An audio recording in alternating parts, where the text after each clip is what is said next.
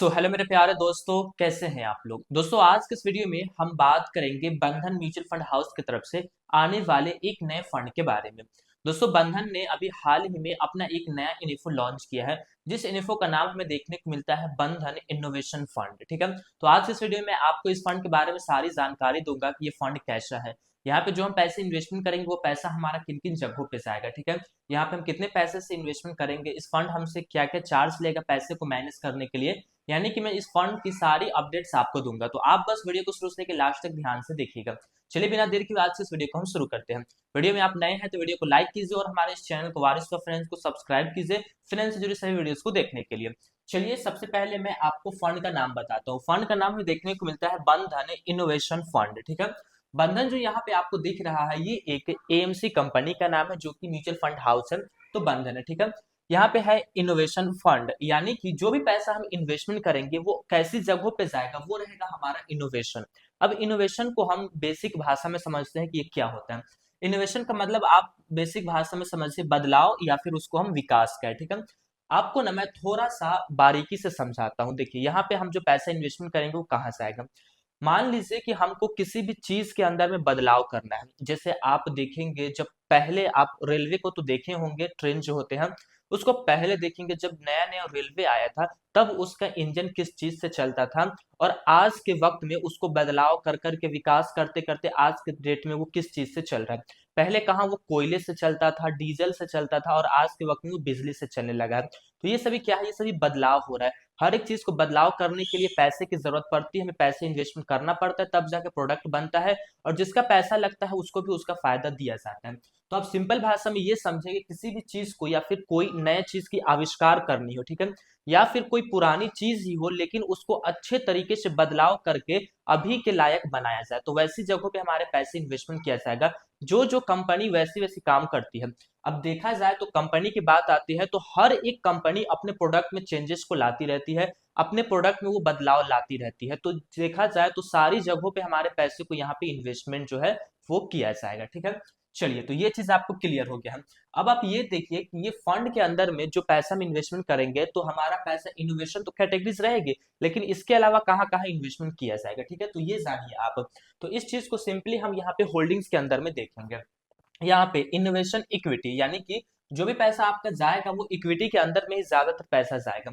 तो यहाँ देखिए इन्वेस्टमेंट इक्विटी के अंदर में आपके पैसे को 80% से लेकर के 100% तक इन्वेस्टमेंट किया जाएगा।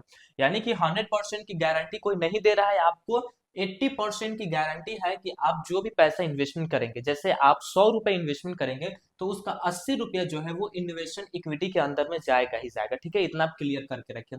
तो एक एसेट्स हो गया इनोवेशन इक्विटी, ठीक है, ऐसी कंपनी में जाएगा। दूसरा हमें देखने को मिलता है अदर इक्विटी, यानी कि फंड मैनेजर को और भी कोई कंपनियां हैं जो उसको अच्छे लग रहे हैं, तो वहां पे भी वो अपने पैसे को इन्वेस्टमेंट करेगा शेयर मार्केट में। ठीक है, तो यहाँ पे जो आपके पैसे को इन्वेस्टमेंट किया जाएगा वो है 0% से लेकर के 20% तक का। ठीक है, कोई चांसेस नहीं है कि पैसा इन्वेस्टमेंट किए जाएंगे कि नहीं किए जाएंगे, लेकिन किए जा सकते हैं। और कितना तक किए जा सकते हैं, 20% तक की संभावना है कि आपके पैसे को अदर इक्विटी के अंदर में इन्वेस्टमेंट किया जा सकता है। ठीक है, उसके बाद हमें देखने को मिलता है डेट एंड मनी मार्केट। देखिए इसको ना हर एक फंड के अंदर में रखा जाता है, वो इसलिए क्योंकि पोर्टफोलियो जो है वो हमारा वो बैलेंस रहे। जब भी कोई ऐसी आपदा आती है, कोई ऐसी परिस्थिति आती है, तो उस वक्त ये जो डेट एंड जो मनी मार्केट जो होते हैं ना, ये पोर्टफोलियो को बैलेंस बना करके रखते हैं। तो यहाँ पे जो आपके पैसे को इन्वेस्टमेंट किया जाएगा वो है 0% से लेकर के 20% तक। ठीक है, तो यहाँ पे भी सेम वही चीज है कि आपके पैसे कोई फिक्स नहीं है किया जाएगा कि नहीं किया जाएगा, लेकिन 20% तक की चांस है कि आपका पैसा डेट के अंदर में भी इन्वेस्टमेंट किया जाएगा, जो कि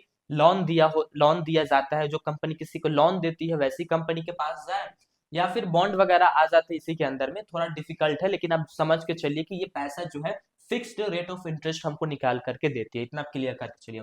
उसके बाद हमें देखने को मिलता है रियल एस्टेट, कि हमारा पैसा रियल एस्टेट के अंदर में भी इन्वेस्टमेंट किया जा सकता है। वो हमें देखने को मिलेगा 0% से लेकर के 10% तक के। ठीक है, यानी कि संभावना है कि 0% से लेकर के 10% तक पैसा हमारा रियल एस्टेट, जो घरों का बिजनेस होता है, घर बना करके सेल किया जाता है और रेंट पर दिया जाता है, उस बिजनेस में भी हमारा पैसा 10% तक जो है वो लगाया जा सकता है। ठीक है, तो चार जगहों पे आपके पैसे को इन्वेस्टमेंट किया जाएगा। चलिए अब आपको ये पता चल गया है कि ये फंड में हम पैसे इन्वेस्टमेंट करेंगे तो हमारा पैसा किन किन जगहों पे इन्वेस्टमेंट किया जाएगा। अब हम बात करते हैं कि हमारे पास कितना पैसा होना चाहिए कि हम इस फंड के अंदर में पैसे इन्वेस्टमेंट कर पाएंगे, ठीक है। तो चलिए सबसे पहले हम देखते हैं कि अगर हमको एसआईपी करना है, ठीक है, इस फंड के अंदर में एसआईपी करना है तो हम कितने पैसे से एसआईपी कर सकते हैं। फिर उसके बाद हम बात करेंगे कि अगर हमको लमसम करना है, ठीक है, कि अगर हमको एक ही बार अपने पैसे को इन्वेस्टमेंट करना है जिसको हम वन टाइम इन्वेस्टमेंट कहते हैं, तो कितना पैसा हमारे पास होना चाहिए कि हम लमसम अमाउंट इन्वेस्टमेंट कर पाएंगे, ठीक है। यहाँ पे एसआईपी के लिए जो अमाउंट रखा गया है वो है मात्र 100 रुपए, कि आपके पास 100 रुपए है तो आप अपने पैसे से एसआईपी की शुरुआत कर सकते हैं हर महीने, ठीक है।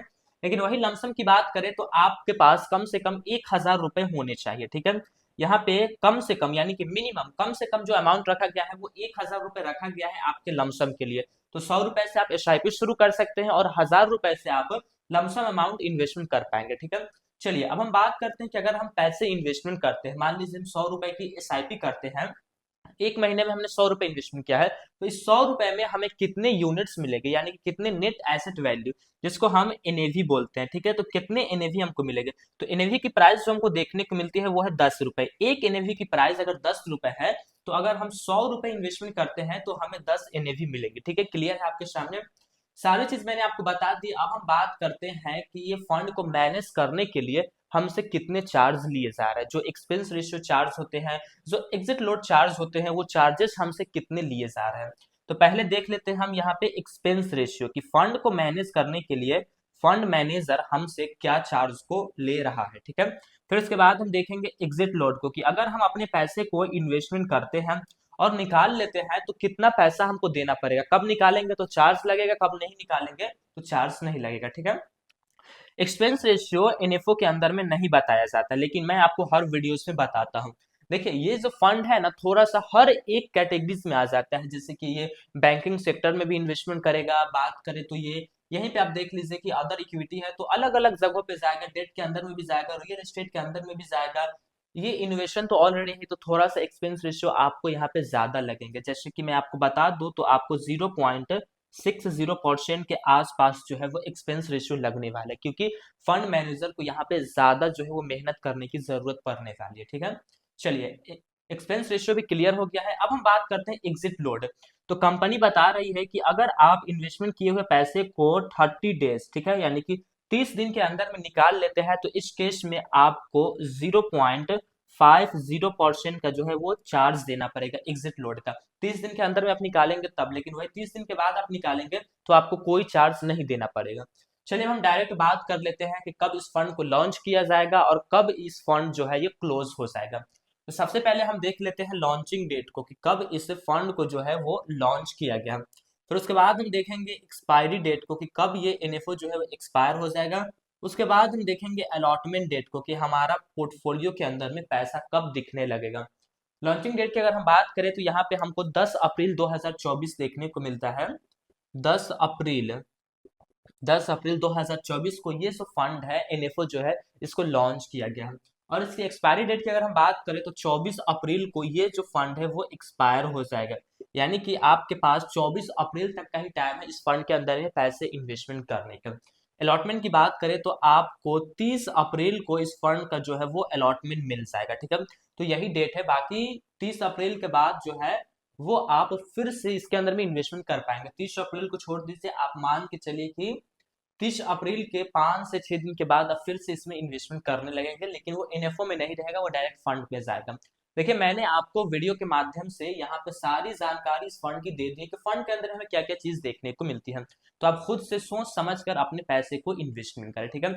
मेरी जो भी वीडियोस होती हैं वो सभी वीडियोस एक एजुकेशनल पर्पस के लिए बनाई जाती है, कोई सजेशनल वीडियोस कोई रिकमेंडेशन वीडियोस नहीं होती, इसलिए आप खुद से सोच समझ कर अपने पैसे को इन्वेस्टमेंट करें। तो फिर मिलेंगे दोस्तों एक नए वीडियो में, तब तक के लिए जय हिंद जय भारत, अल्लाह पाक आपको सलामत रखे और आप हमारे वीडियोस को उसी तरीके से देखते रहें।